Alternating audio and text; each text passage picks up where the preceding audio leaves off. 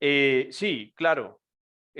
Cuando hablamos entonces de la composición, construcción de un sentido, hablamos de significados y hablamos esencialmente de grupos. Y sobre todo tengamos en cuenta algo, y es que la comunicación es el estudio de la producción o construcción social de sentido. En ese sentido, de esa forma, nosotros somos muy primos hermanos de los antropólogos. O sea, cada uno de nosotros comparte con los antropólogos esa discusión sobre cómo se construye el sentido, cómo le damos sentido a los significados, ¿sí? Entonces, tanto a los antropólogos como a nosotros nos interesan los grupos, porque los grupos son los que generan significado. Y estos significados de los que estamos hablando, según Samson, tienen dos connotaciones. O sea, ¿para qué sirve la cultura? La cultura sirve para dos cosas. ¿Quién me dice para qué sirve la cultura?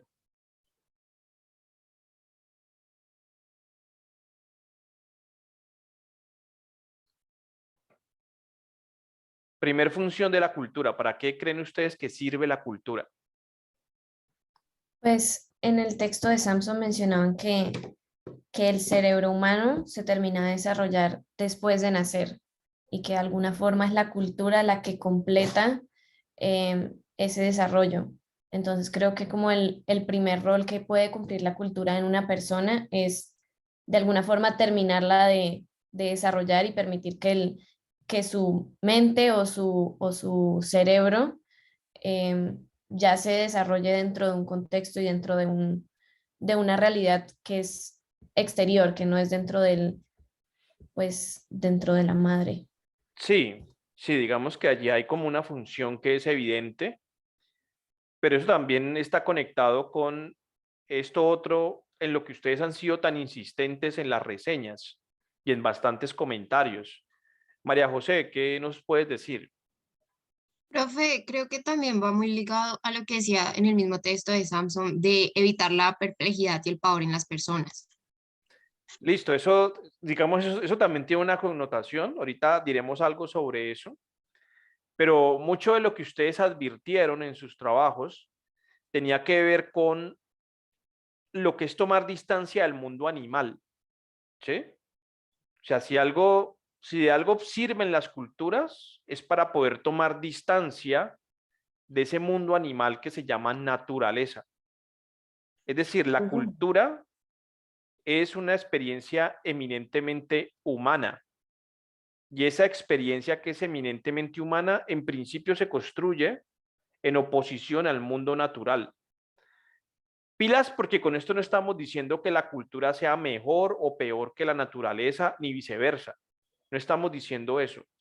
Lo que estamos diciendo es que son dos experiencias distintas, porque por un lado los animales nacen completos, mientras que los seres humanos nacemos incompletos.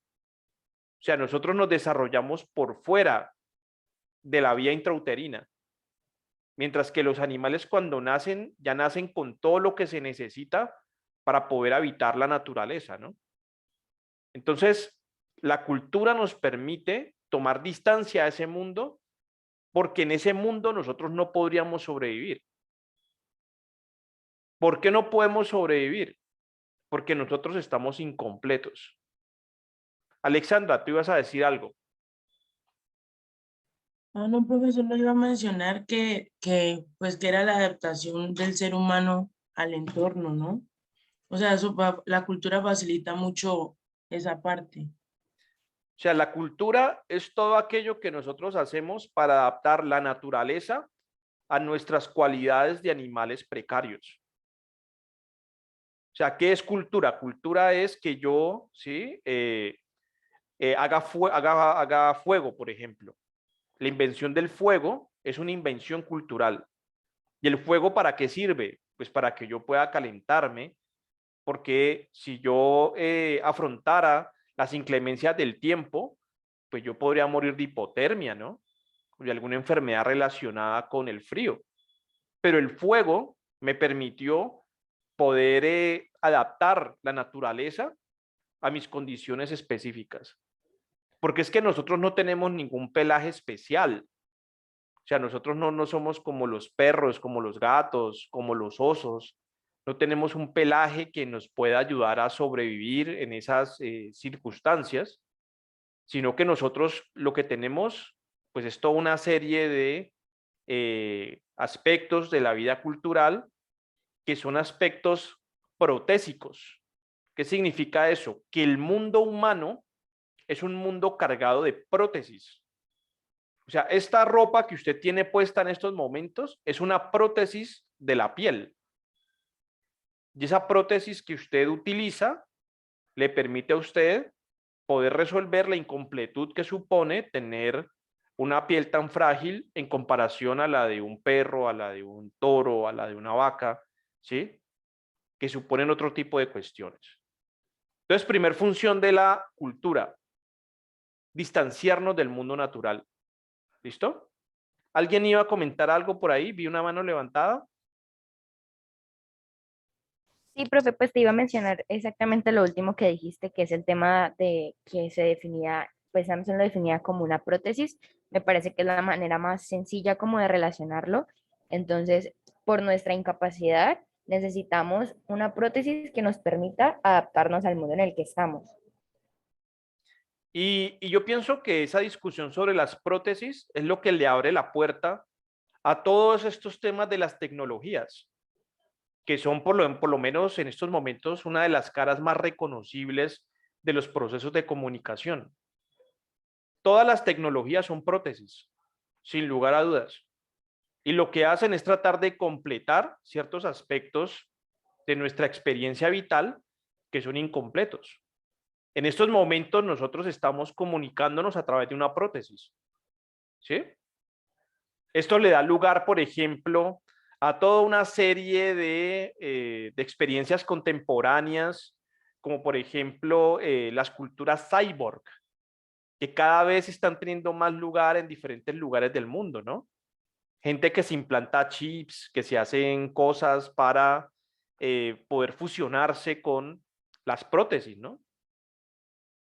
Pero eso no es nuevo. Nosotros todo el tiempo, desde nuestro comienzo como especie, siempre hemos estado usando prótesis, ¿sí?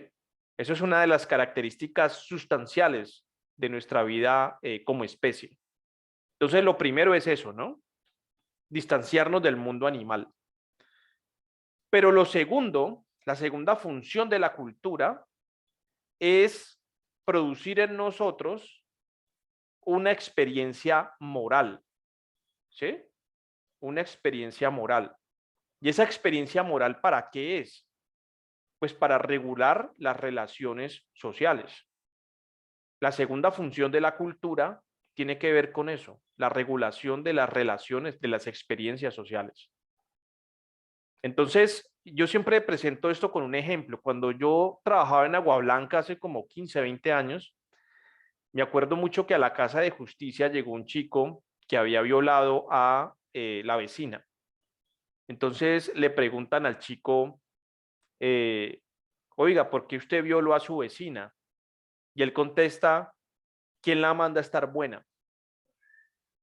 Entonces, lo que nosotros podíamos intuir de esa respuesta es que ese chico estaba desculturalizado. O sea, ¿qué significa estar desculturalizado? Y pilas con esto, ¿no? Porque así como tú ganas cultura, en la medida en la que vives y experimentas y te desarrollas, porque nunca dejamos de hacerlo, también puedes perder cultura. Entonces, cuando tú pierdes cultura, cuando tú te desculturalizas, ¿sí? Entonces empiezan a haber fracturas de las formas de interacción, de las formas de construcción de relaciones sociales. Entonces, lo que nosotros notábamos en este chico en especial, muy joven, es que él no entendía, digamos, o sea, es como si la cultura hubiera pasado de largo, pero no le tocó a él, ¿no? Estaba desculturalizado. Pregunta sobre esto, por favor, que es muy importante.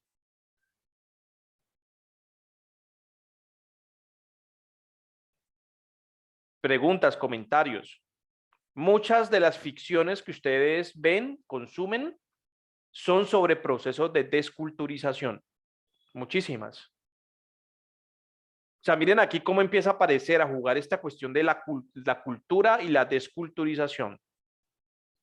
Eh, Profe, pues yo quiero decir algo como respecto a lo que estás diciendo, que nosotros podemos ver, digamos, aspectos de desculturización, digamos, en las películas de la purga, o sea, se ve como una desculturización Sí, de la cultura americana. sí, eso es un muy buen ejemplo de lo que significa, un ejemplo gráfico de lo que puede ser esto. Camila Acosta, cuéntanos.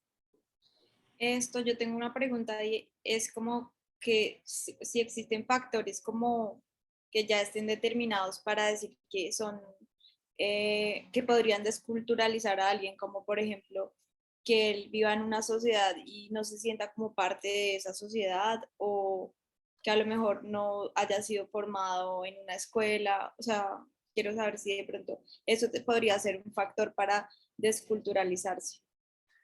Eh, Contestemos eso con otra, con cosas que están estudiando en estos momentos los psicoanalistas en Francia. ¿Qué están estudiando estos personajes? Están estudiando los suicidios infantiles en población de migrantes musulmanes. Entonces, ¿qué es lo que llama la atención? Que los niños se suiciden. ¿Y por qué se suicidan los niños? Porque muchos de ellos vienen, ¿sí?, como migrantes por el Mediterráneo, y en ese proceso de migración sus padres han muerto, sus familiares han muerto. Ellos llegan a unos campos de refugiados, y en esos campos de refugiados ellos viven algún tipo de vejamen, algún abuso sexual, alguna forma de violencia complicada. Y, y de la experiencia entonces de estas migraciones forzadas, pues finalmente como que lo que queda la pregunta es, bueno, ¿y yo qué hago aquí? O sea, yo tengo 10, tengo 11 años, ¿yo qué hago aquí? O sea, yo soy lo que quedó de toda esta migración de mi familia, fue el único que sobrevivió, ¿y yo qué hago aquí? Entonces, muchos niños se están suicidando en buena medida porque la cultura a la que llegan no les ofrece condiciones para que ellos puedan participar, puedan incluirse, ¿no? Puedan considerar que puede haber vida allí, ¿no?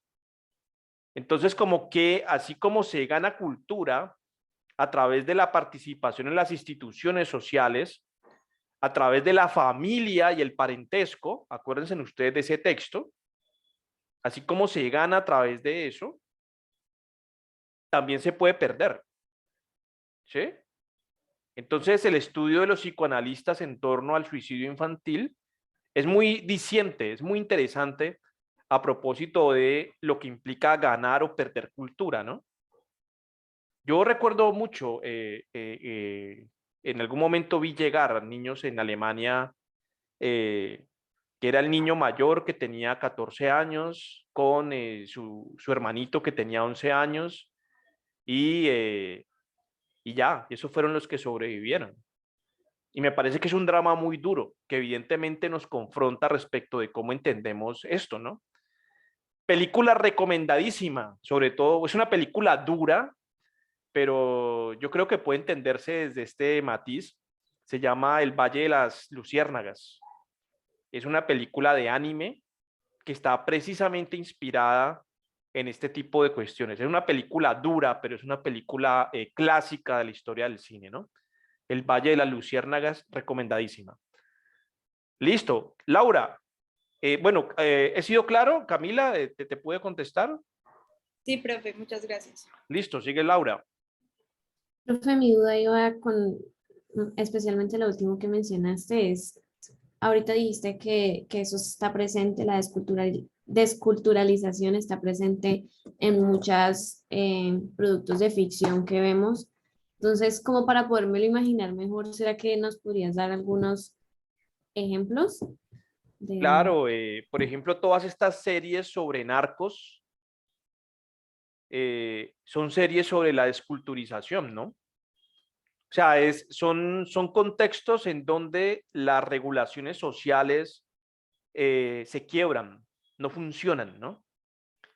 En la serie La Veneno, por HBO, que está dedicada a un personaje de la ficción, de la vida pública española, La Veneno, una trans, la primera mujer trans que salió pues en medios de comunicación.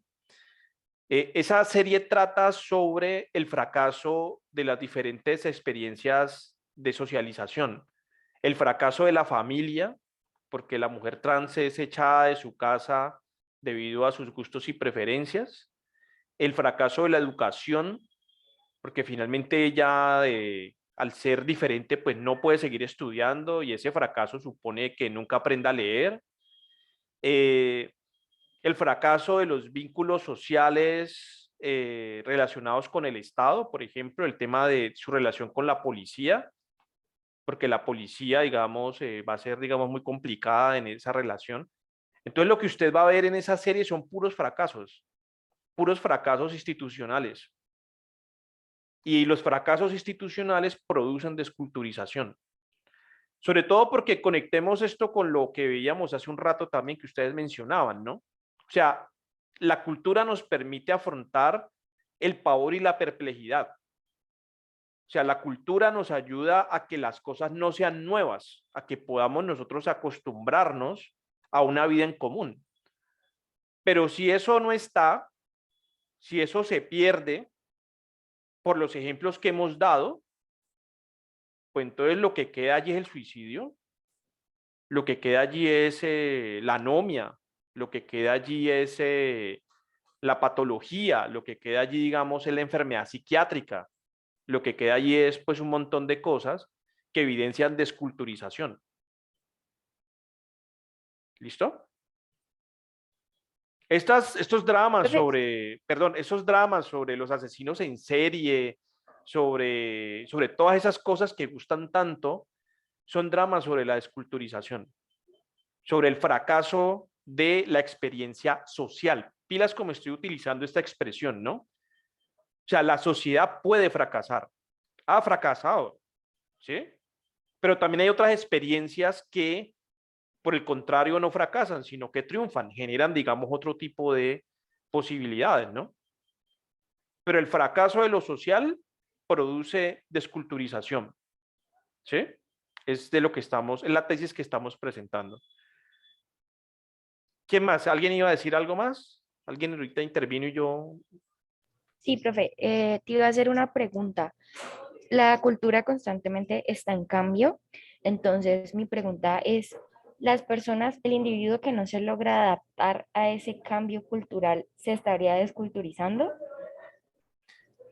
Las culturas siempre están cambiando, siempre son dinámicas, siempre están en perpetua expansión, porque nosotros siempre estamos inventando nuevos significados. O sea, digamos que eso nunca va a parar. O sea, nosotros siempre vamos a estar buscando, inventándonos formas para poderle dar sentido a la vida en común. Eso está allí, ¿sí? En ese sentido, nuestra capacidad de adaptación tiene más que ver con los repertorios sociales que con los aspectos mismos de la cultura. O sea, nuestra adaptación siempre es social, no es cultural, porque lo cultural tiene que ver con ese espacio de la producción de significados.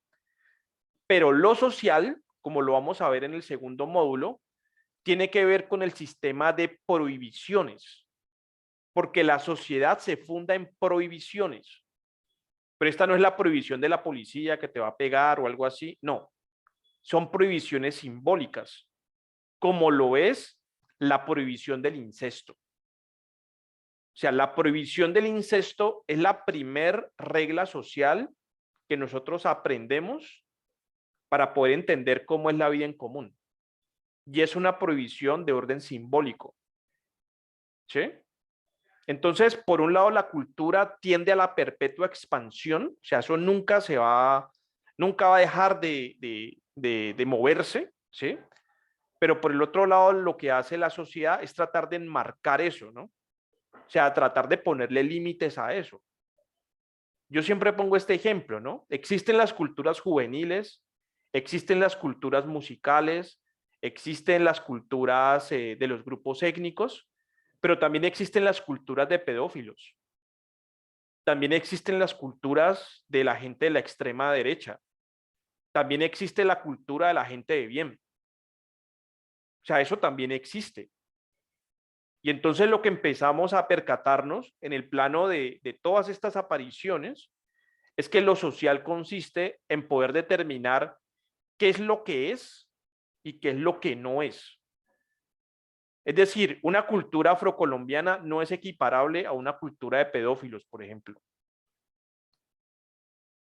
¿Me hago entender con lo que estoy diciendo? O sea, la cultura de pedófilos hace parte de una experiencia de la ilegalidad, es ilegal, pero la experiencia de la afrocolombianidad no. O sea, ser afrocolombiano no es un delito, pero ser pedófilo sí. ¿Cómo sabemos nosotros que una cosa es un delito y que otra cosa no lo es? Por las prohibiciones sociales. ¿Es claro esto que estoy diciendo? Pilas, porque esta es la cereza del pastel de esta clase. Ese problema, ¿sí? O sea, como que por un lado todo significa, pero por el otro lado, todo el tiempo la sociedad está pensando en cómo regular, cómo prohibir esas cosas que todo el tiempo están significando algo. De eso es de lo que estamos hablando. Preguntas, por favor, comentarios. ¿Es claro lo que estamos diciendo?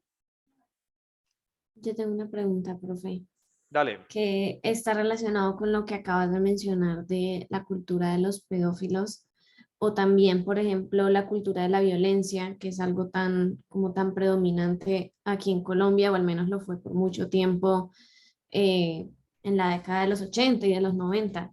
Y ahí entra mi duda como si en ese tipo de culturas, si se le puede llamar así, no se respetan como valores universales como lo es la vida o en el caso de los pedófilos como que no está bien como la atracción sexual de una persona adulta hacia un niño, ¿se les puede llamar cultura?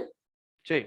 Si ahorita estábamos mencionando como que las personas que no se comportan bajo lo que se acepta socialmente están desculturizadas. Entonces, ¿por qué estos grupos sociales que no respetan la vida, que no, como que no se rigen por las normas sociales universalmente aceptadas, por qué se les puede llamar cultura? Porque son grupos. Porque son grupos que comparten, entienden significados comunes. O sea, todo lo que significa es cultura, pero significa porque los grupos le otorgan valor a esos significados específicos. Entonces, Entonces, sí, profe, perdón por interrumpirte, la desculturización solo se puede llevar a cabo a nivel individual. sí. No puede ser un grupo que esté desculturizado porque quiere como violar niños chiquitos. Al ser un grupo ya es una cultura.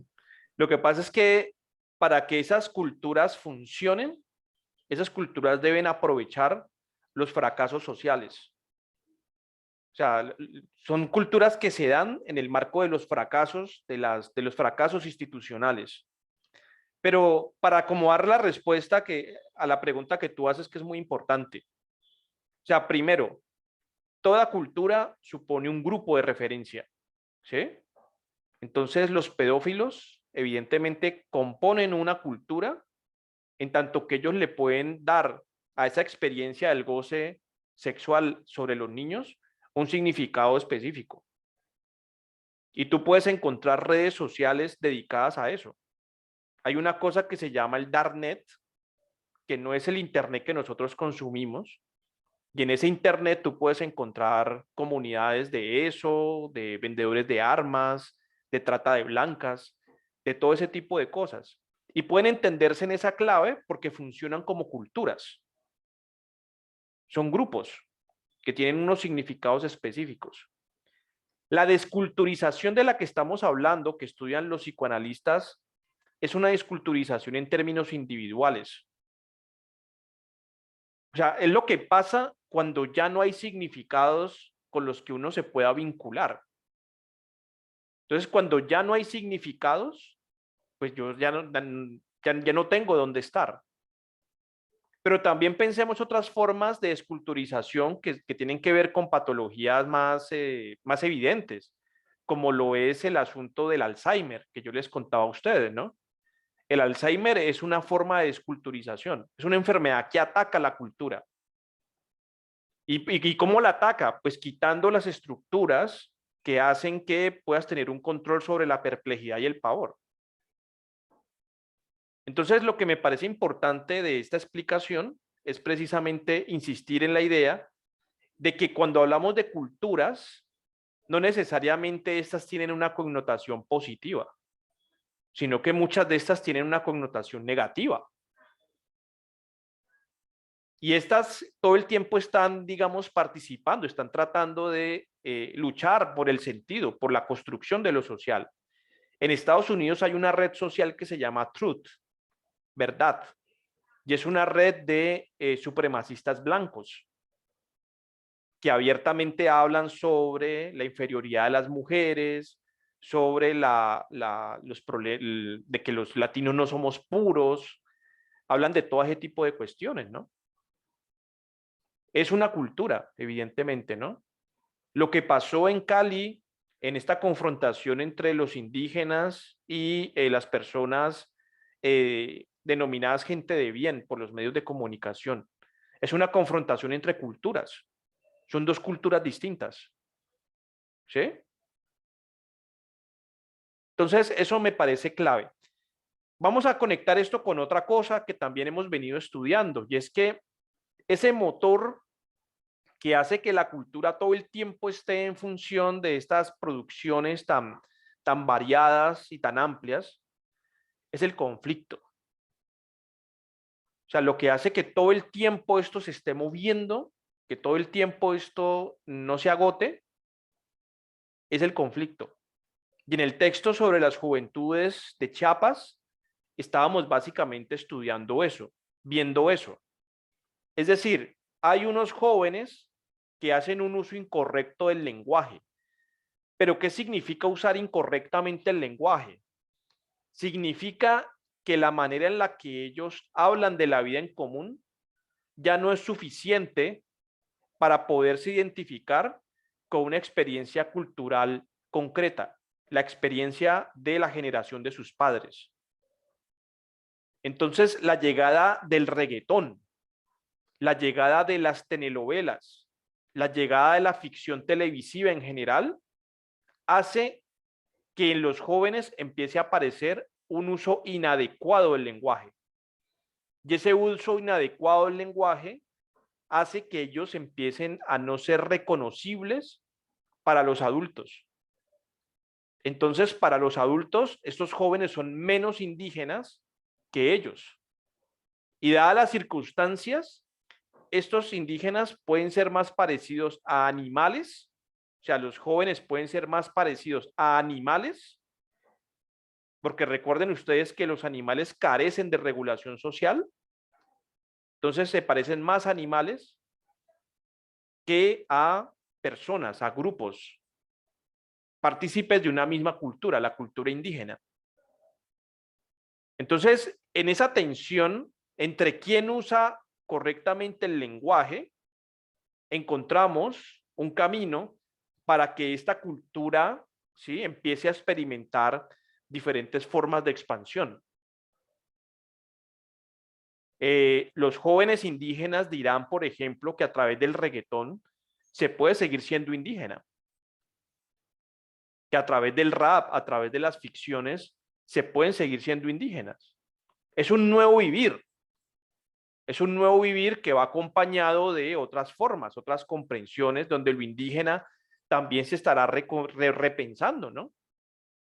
Pero lo interesante aquí también es entender de que las cosas no tienen que ser siempre como siempre han sido. O sea que también es en el conflicto intergeneracional donde uno encuentra fuentes que hacen posible la expansión de la cultura. Preguntas, por favor. ¿Soy claro con esto que estoy diciendo? Preguntas, comentarios, ideas. Yo creo que esto les sirve para entender a sus papás, por ejemplo. para poder entender precisamente que también el sentido del conflicto es producir identificaciones, es producir identidad. Los conflictos son importantísimos en la vida en común. Profe, Bueno, dime, Alexandra. no, solo te iba a comentar algo que yo escuchaba mucho como de historiadores y algunos profesores, y es que a veces como que aprende el ser humano, por lo que tú decías acerca de los conflictos, aprende más cuando pasan errores, cuando pasa sobre errores, o sea, como que se da cuenta del cambio que tiene que hacer o la adaptación que tiene que acomodar cuando se equivoca. Entonces, no sé si eso también aplique en este sentido que estamos hablando, que es como mucho más global, se podría decir, o extenso. Yo, a ver, trato de ser un poco más claro, ¿no? ¿Qué significa tener un uso del lenguaje? Tener un uso del lenguaje significa ser poseedor de una cultura. O sea, ¿de qué trata el lenguaje? El lenguaje es sobre todo lo que puede significar en una comunidad específica. El lenguaje está construido a partir de significados. Entonces, ¿dónde está el conflicto? El conflicto está en que los significados de los jóvenes son diferentes a los significados de los adultos. Mientras que el lenguaje adulto está vinculado con la virtud, el lenguaje de los jóvenes que estudiamos en la etnografía está vinculado con el goce. Entonces, desde esta perspectiva indígena, la virtud y el goce no pueden fusionarse, no pueden dialogar. Entonces, este uso incorrecto del lenguaje vinculado al goce necesariamente produce una vía para el no reconocimiento. O sea, el problema aquí es que estos jóvenes que hablan de determinada manera ya no son indígenas, ya no pueden ser vistos como indígenas, ya son otra cosa. ¿Sí? Entonces, como que aquí por lo menos cuando podemos entender esos conflictos desde las perspectivas de los sentidos, desde las perspectivas de los significados, pues nosotros también podemos empezar a dimensionar de qué es de lo que trata el reconocimiento, ¿no? Básicamente porque ustedes son estudiosos de esa categoría, de lo que es el reconocimiento, ¿no? Entonces, importante, digamos, ese detalle. Un salto importante aquí es que las culturas, y esto es una cosa que yo lo aprendí mucho con mujeres judías, las culturas generalmente son transmitidas por las madres.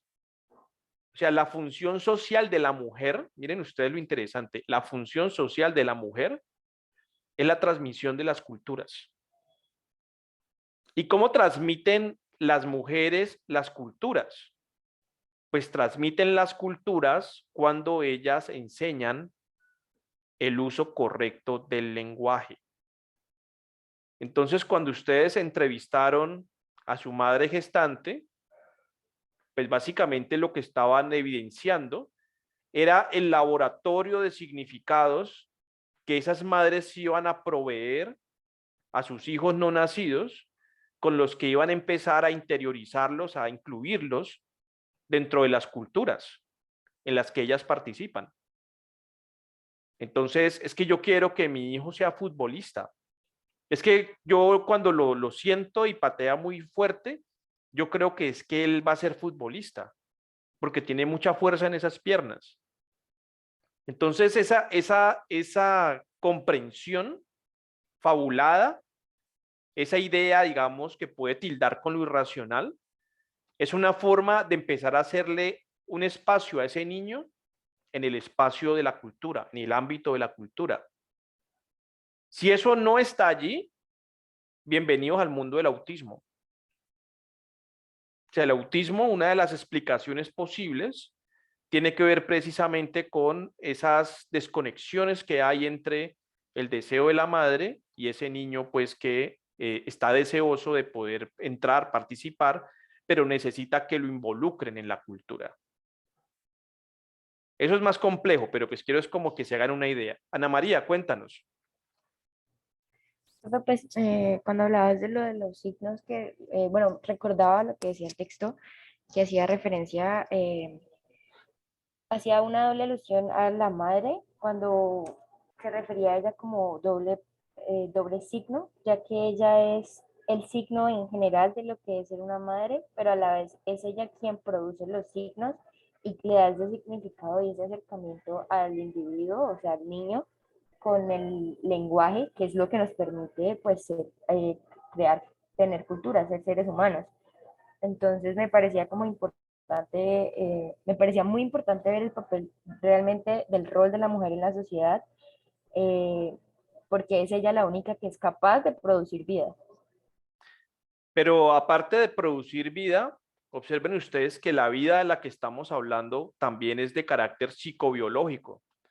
Es decir, la mujer es la que introduce al bebé en la cultura. ¿Sí? O sea, esa es la función de la madre. Y si esa es la función de la madre, ¿cuál será la función del padre? Les escucho. ¿Para qué sirven los hombres, pues? Profe, de pronto ellos la controlan o como que eso. Pilas, pilas con eso que acabas de decir, pilas con eso. ¿Qué más? ¿Quién más, digamos, quiere opinar sobre eso? O sea, si la función de la madre es introducir a la cultura, ¿cuál será la del padre? Eso tiene que ver mucho con nuestros problemas nacionales. Ana María, que tiene la mano levantada, No, profe, se me quedó alzada. ¿ok? ¿Alguno de los caballeros del curso?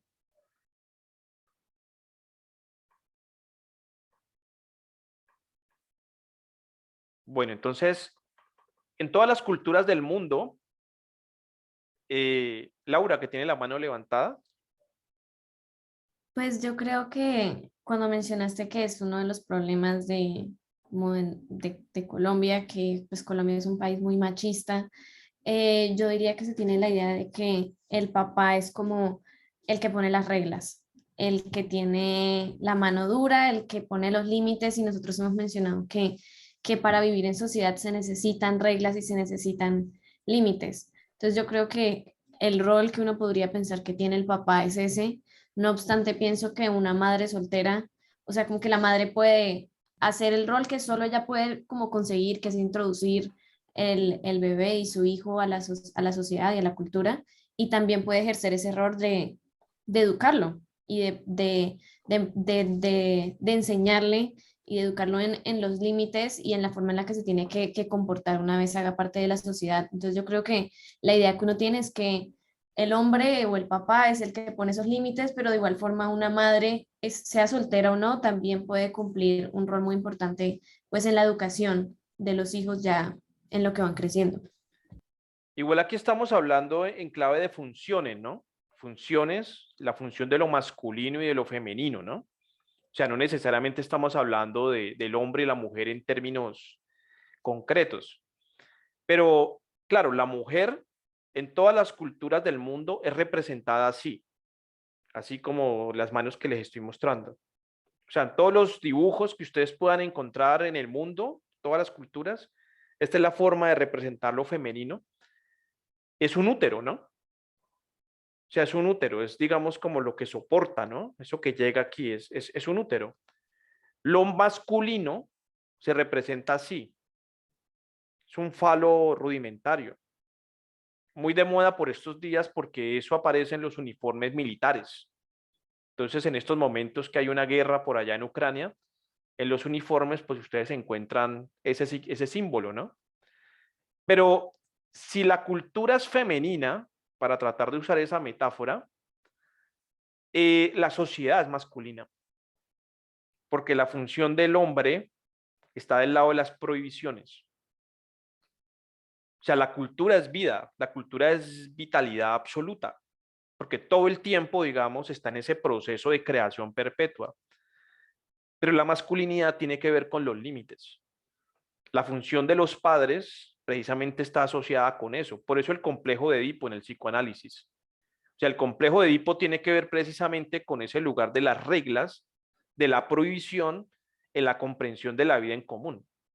Y las prohibiciones son importantísimas para poder entendernos como seres sociales. ¿Sí?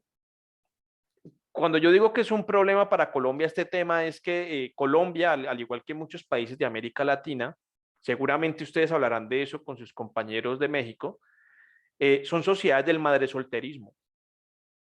Entonces el problema del madresolterismo es que necesariamente termina quitándole lugar y responsabilidad al esfuerzo que tienen que hacer los hombres para poder ser significativos en la crianza de los niños. Las prohibiciones de las que estamos hablando no es que darles correa y maltratarlos, no es eso, ¿no? Siempre quiero que lo tengan presente. Lo que pasa es que no hay nada más prohibitivo en el sentido de lo que estamos hablando que el amor. Porque el amor siempre tiene que ver con la imposición de conductas deseadas. Entonces, los niños que son muy amados son niños que tienen unos límites que son muy evidentes. O sea, que no hay que andarles diciendo todo el tiempo hasta dónde pueden llegar, sino que ellos mismos lo saben. El problema del chico de Agua Blanca, del que les hablaba hace un rato, es que seguramente ese niño nadie lo amó nunca. O sea, ese niño no entendía que hay unos límites que le impiden a él acceder de forma violenta sobre otras personas. Entonces, obviamente hay un tema ahí de limitación de la figura del padre, hay unas cosas allí que son como muy complicadas, pero quiero que entiendan que esto que estamos estudiando nos permite a nosotros hablar de todas estas cosas, ¿no? Y que esto es comunicación. ¿Listo? Preguntas, comentarios, ideas. Muy loco esto que estamos diciendo.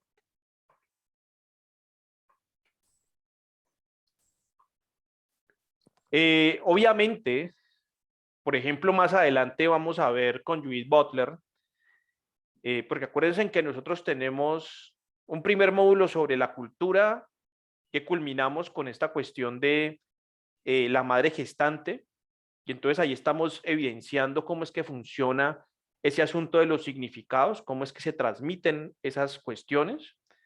Después vamos a hablar de la guerra, de una cosa mucho más masculina. Este módulo es muy femenino, el próximo va a ser muy masculino. Entonces vamos a hablar sobre la guerra, sobre la conflictividad, vamos a hablar de esas cuestiones. Entender que la sociedad es un sistema de prohibiciones. Pero después vamos a hablar de casos concretos donde estamos transformando lo social o continuando lo social. Y para eso vamos a hablar de las diversidades de género. Y hay una de las cosas que a mí me parece interesante de las diversidades de ese tipo de teorías de lo queer, y es el agotamiento, la pereza que produce estas formas falogocéntricas, heterosexualizadas, patriarcales, con las que nosotros entendemos estos problemas de los que estamos hablando aquí.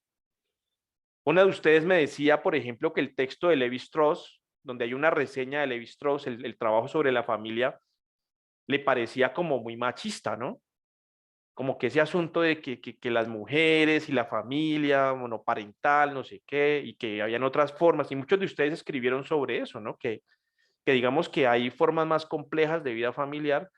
Claro, eso está muy presente, porque desde la teoría queer, que es una teoría de la transformación de lo social, estas masculinidades que intentan ser tan absolutas, tan prohibitivas, son masculinidades fracasadas. O sea, el problema de la sociedad es el problema de la caducidad de estas formas heteropatriarcales en las que nosotros entendemos la prohibición masculina. Entonces va a ser como muy interesante cuando lleguemos a ese momento entrar a pensar cómo es que funciona la crítica de Judith Butler, sobre todo porque la crítica contemporánea que favorece el binarismo, que favorece lo no binario, Yo creo que ustedes han escuchado mucho esa expresión de las identidades no binarias, de las identidades fluidas. Es una crítica que no tiene que ver con los géneros, sino que es una crítica que tiene que ver con el diseño básico de la sociedad. O sea, en el próximo módulo vamos a estar hablando mucho de eso. O sea, ¿qué significa un diseño básico de la sociedad? ¿Y por qué es que la masculinidad, por qué es que el patriarcado, por qué es que todas esas cosas terminan generando prohibiciones chimbas? ¿Me hago entender con lo que quiero decir? Bueno, entonces esto es como una película donde digamos van pasando cosas, ustedes son aquí digamos como los que están interpretando, representando sus cuestiones. Yo espero que esto que estamos haciendo sea estimulante para ustedes, que les ayude en buena medida como a entender por qué es importante hablar de estos temas cuando nos formamos en comunicación y pues espero que les esté gustando en últimas. Esto sería como todo lo que tendría que decir por ahora. ¿Preguntas finales? ¿Algún comentario final? Profe, una pregunta. Sí, El próximo módulo lo vamos a trabajar igual, o sea que nos vemos otra vez al final del módulo, ¿cierto? sí, pero por ahí la profesora Gabriela de la Torre va a estar por acá en Colombia y la idea es que eventualmente podamos como tener un conversatorio con ella, donde de pronto ustedes puedan participar, de pronto que nos pensáramos como una especie como de programa de televisión en el estudio, como que pudiéramos allí jugar como con el formato y entonces entre todos entrar a hablar como de estos asuntos de los estereotipos.